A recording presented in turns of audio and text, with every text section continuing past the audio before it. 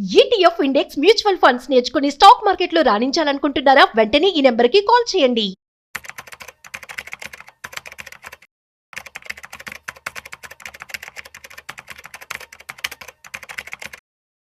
నమస్తే, welcome back to Suman TV. ప్రస్తుతం మనతో పాటు ఉన్నారు stock market analyst Sundar Rama Reddy గారు.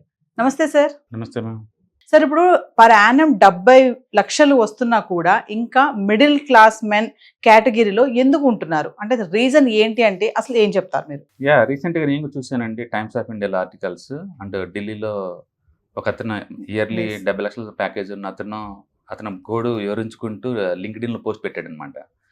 సో బేసికల్గా ఏమవుతుందంటే ఈ సిటీ లైఫ్ స్టైల్స్ రాను ఏంటంటే ఒకరిని చూసి ఒకళ్ళు కాంపిటేటివ్గా పెద్ద పెద్ద లగ్జరియస్ అపార్ట్మెంట్స్ తీసుకోవటాలు, ఈఎంఐ కార్లు లగ్జరియస్గా తీసుకోవటం, కిడ్స్ని ఇంటర్నేషనల్ స్కూల్లో పెట్టుకోవటం, వీటన్నిటి వల్ల ఏంటంటే లివింగ్ కాస్ట్ బాగా పెరిగిపోతుంది. అది అంతు అదుపు లేకుండా పోతూనే ఉంది. అది ఇప్పుడు మనం 70 లక్షలు అని చెప్పుకున్నా సరే అది అందులో 20 లక్షలు ట్యాక్స్ల కింద పోతాయండి. చేతికి వచ్చేది 40 లక్షలు అవుతాయి, 40-45 లక్షలకు వస్తాయి. 45 లక్షలు అంటే పర్ మంత్ వచ్చేలా రఫ్గా 4.5 లాక్ అలా వస్తాయి అంతే. ఇప్పుడు ఒక 2 కోట్లు 3 కోట్లు ఏదైనా అపార్ట్మెంట్ తీసుకున్నారనుకోండి, వాటికి ఈఎంఐ ఉంటుంది మంత్లీ 2 లాక్ వరకు. అవి 2 లాక్ ఈఎంఐ పోగా అంటే కారు ఏదైనా చూసాం 30-40 లాక్ కారు ఉందనుకోండి, ఆ కారు ఈఎంఐ మంత్లీ ఒక 50,000 దాకా ఉంటుంది. అది పోగా అంటే కిడ్స్ ఇలా రేపట్లో అందరూ ఎంట్రన్స్ స్కూల్లో చదువుతారు. వాళ్ళందరూ ఒక్కొక్కరు ఇయర్లీ వచ్చేట్ల వాళ్ళకి ఆల్మోస్ట్ 30-40 లాక్స్ అవుతున్నాయి ఇంటర్నెట్ స్కూల్లో కూడా రేట్స్. ఇట్లా అన్నీ పోగా మిగిలేదు చేతులు ఏముండదండి ఇంకా. అందుకని మెట్రోపాలిటన్ సిటీలో పర్టికులర్గా ఈ ఐటీలో ఎక్కువ అబ్నార్మల్ శాలరీస్ వచ్చే వాళ్ళందరూ కూడా ఈ మోడర్న్ లైఫ్ స్టైల్కి అలవాటు పడి అండ్ విశాలంగా ఉండాలని చెప్పేసి ఇల్లు ఒక 4,000 ఎస్ఎఫ్టీ 5,000 ఎస్ఎఫ్టీ ఉన్న హై రేంజ్ బిల్డింగ్స్ కొని అన్ని లోన్స్తో కొనటం అవుతుంది. ఇక్కడ అన్ప్లాన్డ్గా ఏంటంటే అన్ని లోన్స్తో కొనటం వల్ల ఎంత వచ్చినా సాల్టం లేదు. అందుకని ఎంత వస్తే మిడిల్ మ్యాన్, ఎంత వస్తే రిచ్ పర్సన్, ఎంత వస్తే లోవర్ మిడిల్ క్లాస్ అలాంటి డెఫినేషన్ ఏం లేదు. మీ లైఫ్ స్టైల్ని బట్టి మీకు ఉంటుంది. ఫర్ ఎగ్జాంపుల్ ఇప్పుడు ఒక రూరల్ ఇండియాలో కనుక నెలకు ఒక 50,000 వస్తుంది అనుకోండి శాలరీ, ఏదన్నా అద్భుతమైన లైఫ్ స్టైల్ గడపచ్చు.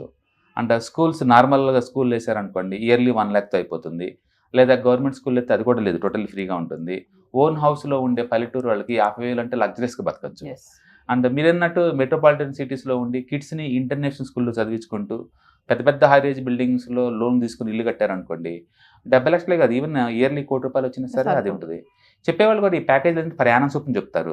యాక్చువల్ ట్యాక్స్లు కటింగ్ పోను 30% ట్యాక్స్లు వాళ్ళకి మిగిలేదు, అందులో ఏం రాదండి. అందుకని మనం చెప్పే ఎగ్జాంపుల్ ఇక్కడ 70 లాక్ అనుకుంటే చేతికి వచ్చేది 50 లక్షలు అండి, 20 లక్షల భాగంగా. అంటే మంత్లీ లెక్కేసుకుంటే 4.5 లాక్ వస్తుంది. ఆ 4.5 లాక్లో ఒక ఈ హౌస్ ఈఎంఐ 2 లాక్ అవుతున్నప్పుడు మిగులుతుంది 2 లాకే. అప్పుడు ప్యాకేజ్ చెప్పడానికి 70 లక్షలు అని చెప్తున్నాడు, ఈ చెప్తుంది మిగులుతుంది ఏం చేతిలో 2. ఈ 2లో car EMI and kids school భాగంగా మిగులుతుంది 1 లక్ష కూడా చేతిలో ఉండలేదు. డెఫినెట్గా మిడిల్ క్లాస్ కానీ దాని బతుకులే ఉంటాయి.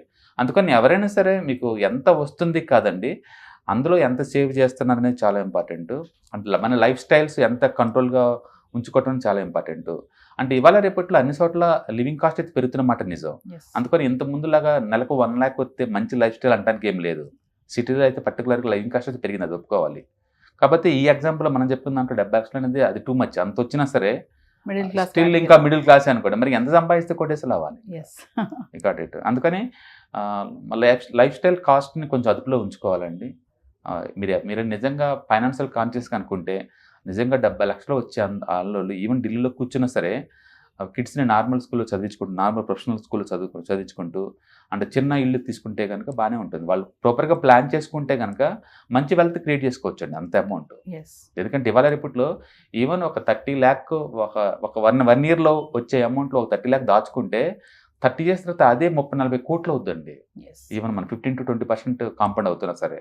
అందుకని ఇంత వచ్చినా మిగలటం లేదు అంటే మీనింగ్ ఏంటంటే మీరు టూ మచ్ అబ్నార్మల్గా లివింగ్ కాస్ట్ పెంచుకుంటూ పోతున్నారు. ఎవరు చెప్పారు హై రేంజ్ బిల్డింగ్లో అంత పెద్ద తీసుకోమని? 5,000 ఎస్ఎఫ్టీ ఎందుకు? మన కిడ్స్ అప్పుడు మన పేరెంట్స్ అందరూ ఉంది 500-600 ఎస్ఎఫ్టీలోనే కదా, 1,000-2,000 తీసుకోవచ్చు. కాబట్టి మన లివింగ్ కాస్ట్ ఎంత ఉండాలనేది మనం డిసైడ్ చేసుకోవాలి. అందుకని శాలరీ 70 లక్షలు వచ్చినా 7 లక్షలు వచ్చినా 70,000 వస్తున్నా సరే మీ లైఫ్ స్టైల్ కాస్ట్ని బట్టేసి ఉంటుందండి. ఎంత వస్తున్నప్పుడు ఎంత ఖర్చులు పెట్టుకోవాలి, ఎంతకంత మిగిలిచ్చి ఆ డబ్బుల్ని ఇన్వెస్ట్ చేయడం ద్వారా లాంగ్ టర్మ్ వెల్త్ క్రియేట్ చేసుకోవచ్చు. రెండోది అన్నిటికీ లోన్ కోసం వెళ్ళమాకండి. మీరు ఎంతకంత ముందు ఫండ్ క్రియేట్ చేయండి, వచ్చిన తర్వాత ఎస్డబ్ల్యూపీ పెట్టుకొని మనం అవి కొనుక్కోవటం వల్ల ఏంటంటే చాలా వరకు తగ్గించుకోవచ్చు. ఇట్లా ఇప్పుడు ఈ 70 లక్షలు వస్తుంది కదా అని చెప్పేసి ముందు లోన్కి వెళ్ళి మనం ఇల్లు తీసుకున్నాం అనుకోండి, రేపొద్దు జాబ్ ఊడింది అనుకోండి, లోన్ ఎవరు పే చేయాలి? అందులో మంత్లీ 2 lakh ఒక 3 months ఆగిందంటే చాలా కష్టం. కిడ్స్ ఇంటర్నేట్ స్కూల్ ఈ జాబ్లో అడ్డం పెట్టుకొని, కారు ఈఎంఐ ఈ జాబ్లో అడ్డం పెట్టుకొని, మైక్రోసాఫ్ట్లోని సీనియర్ మేనేజర్లని నెలకు ఒకరు మీకు అతను ఈ రోజుల్లో ఏది గ్యారెంటీ ఉందని మీరు ఇంత చేటు తీసుకుంటున్నారు? అందుకని 1-2 సార్లు ఆలోచించాలండి. మీరు టూ మచ్గా లోన్ తీసుకుంటున్నప్పుడు ముందు ఫండ్స్ ఎనఫ్ కొనేలో చెక్ చేసుకోండి. ఫ్యూచర్లో వచ్చే ఎర్నింగ్స్ని ఇప్పుడే ఖర్చు పెడదాం అనుకుంటే మాత్రం మన డేంజర్ జోన్లో ఉన్నట్లకే. బట్ ఇది కనివిప్పు అనమాట. చిన్న చిన్న శాలరీస్ ఉన్న వాళ్ళకి లివింగ్ కాస్ట్ ఎంత వచ్చినా చాలదు కాబట్టి దాన్ని జాగ్రత్తగా ఎందుకు సేవ్ చేసుకోవాలి, ఎలా సేవ్ చేసుకోవాలని మాత్రం ఇది బాగుంది. అందుకని అర్బన్ ఇండియాలో కొంచెం శాలరీ ఎక్కువ వచ్చేవాళ్ళు కొంచెం జాగ్రత్తగా సేవ్ చేసుకోవడం బెటర్. అంటే పర్ యానం 70 లక్షలు వస్తుంది, కానీ చేతికి మాత్రం మిగిలేది 1 లక్ష అంటున్నారు కదా, దాని ఒకసారి చేతికి వచ్చేది అంటే 50 lakh వస్తుంది చేతికి. ట్యాక్స్ భాగం 50 lakh వస్తుంది. అండ్ 50 lakh ని మనం మంత్లీగా డివైడ్ చేసుకున్నప్పుడు నీకు వస్తుంది 4.5 lakh. అందులో ఈఎంఐ మంత్లీ 2 lakh భాగం మిగులుతుంది 2 lakh. Car EMI, kids EMI భాగంగా మిగులుతుంది 1 lakh. ఆ 1 lakh బతకాలి ఎంటర్ మంత్. రైట్. మీరు అనొచ్చు కార్ అనేది ఒక ఇన్వెస్ట్మెంటే కదా, ఇల్లు అనేది ఒక ఇన్వెస్ట్మెంటే కదా అని. అది ఇన్వెస్ట్మెంట్లో అయ్యేది కాదు, ఫ్యూచర్ సంగతి కదా. అంటే ప్రస్తుతానికైతే ఈ జాబ్ని బేస్ కార్డ్ తీసుకొని లోన్ తీసుకుని కట్టేది, జాబ్ ఉడితే ఈ మధ్యలో డ్రాప్ అయిపోతాయి కదా. మరి ఎవరు ఇలా థింక్ చేయట్లేదు కదా. అందుకని ఫస్ట్ ఫండ్ క్రియేట్ చేసుకోవాలండి. ముందు ఫండ్ క్రియేట్ చేసుకోండి. ఆ ఫండ్లో ఉంచి ఈఎంఐ ఇల్లు కట్టుకొని పోయేలా ప్లాన్ చేసుకోండి. బట్ ఫ్యూచర్ జాబ్ని పెట్టుకొని మాత్రం ట్రై చేయమాకండి. ఇల్లు కొంటే మంచిదే, బట్ ఈ పద్ధతిలో అయితే ఖచ్చితంగా కాదు. అందులో 2 కోట్లు 3 కోట్లు పెట్టుకుంటే అసలు మంచిది కానీ కాదు, అది కెరీర్ స్టార్టింగ్లో ఉన్నప్పుడు. అంటే లోన్ పరంగా వెళ్తే మెల్లగా తీర్చుకోవచ్చు అనే ఆలోచనతో కూడా ఉంటారు కదా సార్, మరి దానికి ఏం చెప్తారు? డెఫినెట్గా మంచి ఐడియానే, ఒక ఇల్లు ఉండటం అనేది మంచి ఐడియా కాదంటలేదు. బట్ నేంటుందంటే ఒక ఫ్యూచర్ ఇన్కమ్ బేస్గా తీసుకొని ఇప్పుడు ఇల్లు కొంటే ఎంతవరకు అది ఇది అంటున్నట్టు కష్టం అంటున్నాను. ఫ్యూచర్ ఆ జాబ్ ఉంటుందో లేదో తెలియనప్పుడు దాన్ని అడ్డం పెట్టి తీసుకోవడం చాలా కష్టం. ఓకే, ఇప్పుడు గవర్నమెంట్ జాబ్ ఉందనుకోండి మనం తీసుకోవచ్చు. బట్ ఇప్పుడు చెప్పినట్టు 70 lakh కలెక్టర్ కూడా రావాలి శాలరీలో. You got it. దానికి లిమిటేషన్స్ ఉన్నాయి కదా. అంటే లివింగ్ కాస్ట్ మన కంట్రోల్లో ఉంటే తీసుకొని హౌస్ కొంటారు, తప్పేం లేదు. But it should be limits అనమాట. ఒక్కొక్కరు ఈఎంఐ 2 lakh కడుతున్నారు పర్ మంత్ అంటే చూడాలి 2 కోట్లు 3 కోట్లు పెట్టేసేసి. కాబట్టి ఫస్ట్ ఫండ్ క్రియేట్ చేసుకోండి, ఎమర్జెన్సీ ఫండ్ అండ్ ఎస్ఐపిలు మ్యూచువల్ ఫండ్స్ కలెక్ట్ చేసుకోండి. మ్యూచువల్ ఫండ్ పోర్ట్ఫోలియో లైక్ 1 కోటి రూపాయలు అలా ఉన్నాయనుకోండి, ఈ ఫండ్లో ఉంచి మనకు డబ్బు వస్తుంది కాబట్టి మనం మోర్ గ్యారంటీ అవుద్ది. ఇప్పుడు నేను ఇల్లు కొనుక్కొని మంత్లీ 1.5 lakh లోన్ తీసుకున్నా, నా జాబ్ ఉన్నా సరే మ్యూచువల్ ఫండ్స్ ఉన్నాయి కాబట్టి ఇందులోంచి వెళ్తాయి. ఐ ఫీల్ మోర్ కాన్ఫిడెన్స్ అనమాట ఈ రూట్లో అయితే. అలా కాకుండా ఇట్లా ఏ ఫండ్స్ లేకుండా స్ట్రైట్ అవే జాబ్ రాగానే అంటే అంత పెద్ద పెద్ద లోన్స్ తీసుకోవడం అనేది it's too much risky. And modern సొసైటీలో ఇంకా రిస్క్ అది. Thank you sir. Hi. Stock మార్కెట్లో వాలటిలిటీకి దూరంగా ఉంటున్నారా? పోర్ట్ఫోలియోస్ అన్నీ కూడా రెడ్లో ఉండి బ్లీడ్ అవుతున్నాయా? అంటే స్టాక్ మార్కెట్లో ఉండి సస్టైనబిలిటీ ఉన్న బిజినెస్ మోడల్ లాగా, లేదా స్టాక్ మార్కెట్ లాంగ్ టర్మ్లో మంచి వెల్త్ క్రియేట్ చేసుకునేలాగా ప్లానింగ్స్ ఏమైనా ఉన్నాయా? అయితే అలాంటి వాళ్ళ కోసం ఈ ప్రోగ్రామ్ అండి. ETFs, index funds and mutual funds. మా స్టాక్ మార్కెట్లో ఉండి కూడా సెక్యూర్ వేలో మనీ మేక్ చేసుకునే పద్ధతి ఏదైనా ఉందంటే రిటైలర్స్కి ఈ 3 అనమాట.